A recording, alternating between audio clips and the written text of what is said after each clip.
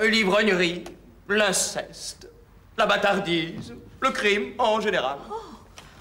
À la façon romantique. 1841, Charles Baudelaire débarque sur l'île Bourbon. Il a alors 20 ans et une jolie fortune. Dandy, volontiers provocateur, il choque la bonne société coloniale. Les Noirs ne vivent pas chez les Blancs.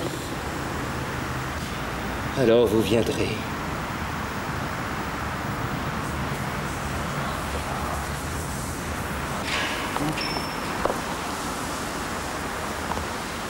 C'est dans le ton de ta voix que doit être...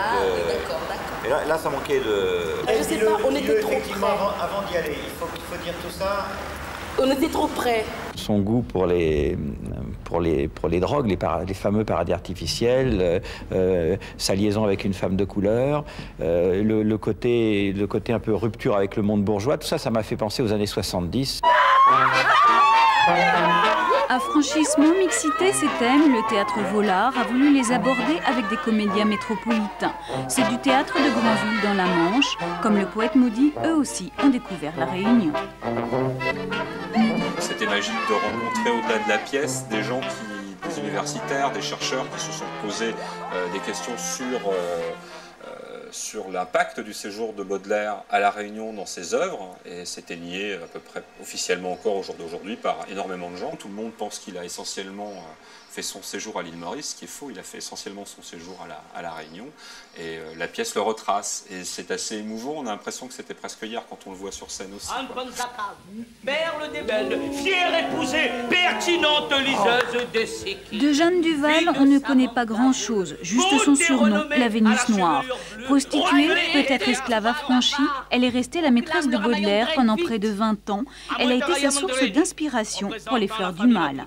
On en parlait, mais d'une façon un petit peu négative, en disant la Vénus noire, celle qui l'emportait vers des rivages qui n'étaient pas ceux de la bonne société.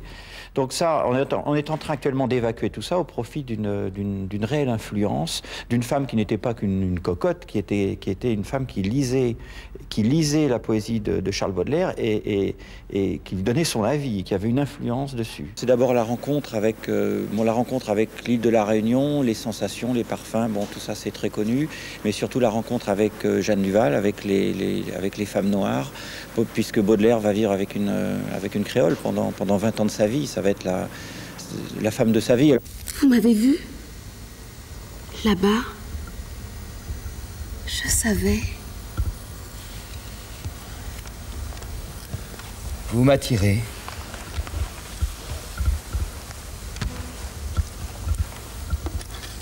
Vous êtes la reine de quel royaume?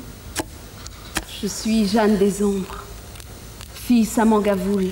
Je m'identifie quelque part à ce Baudelaire. Quand son contact à l'île de la Réunion, c'est un peu le mien.